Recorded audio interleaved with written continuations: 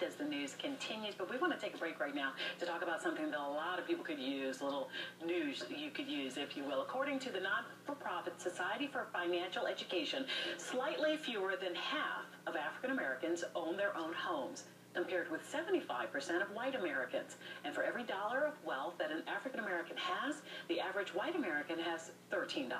And with the holiday season approaching, the pressure might be on everybody to spend, spend, spend. But this may be the time to put the brakes on and try to build some wealth for coming years. I know it's hard to do, but joining us now to talk more about it, Ted Daniels, president of the Society for Financial Education. Ted, good morning. Thanks for joining us. Thanks for the opportunity. And a familiar face, Regina Lewis, USA Today contributor and a board member of the Society for Financial Education. Regina, always good to see you.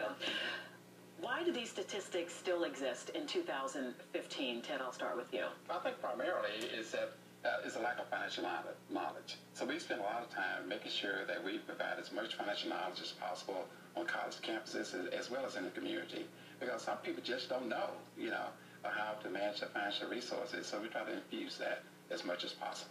And why did you feel the need to get involved? Well, I think when you look at a number like 13 to 1, that's not a small gap. We were talking about it off camera.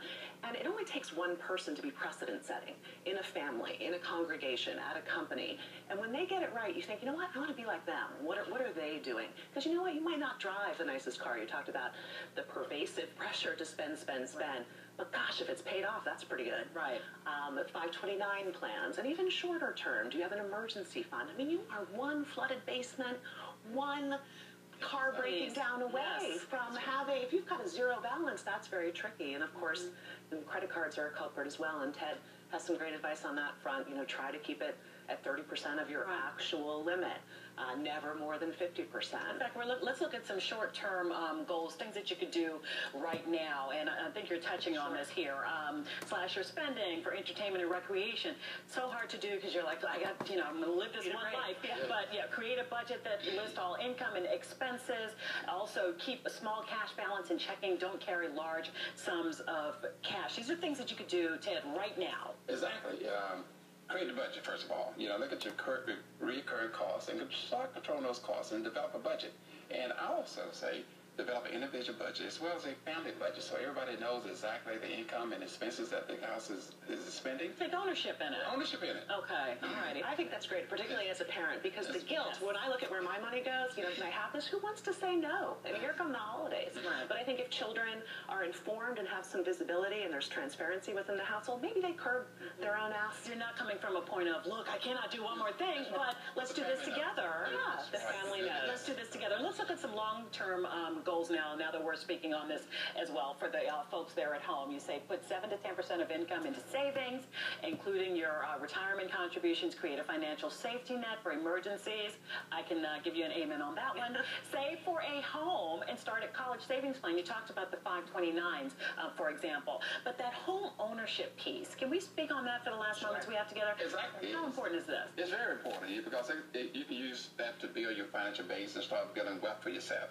But I also encourage people to go beyond just home ownership. Look at investing in financial assets like stocks and bonds, mutual funds, participate in the company's 401k plan, because those are other ways to build wealth for yourself. And unfortunately, within the African American community in particular, you got to get the mortgage, which means you have to have good credit. So it really does start with those small steps that build to this list of longer steps. Before we let you guys go, we're talking about an event, but how do you tell a family that's struggling day to day just to make it work? Parents working 3 jobs.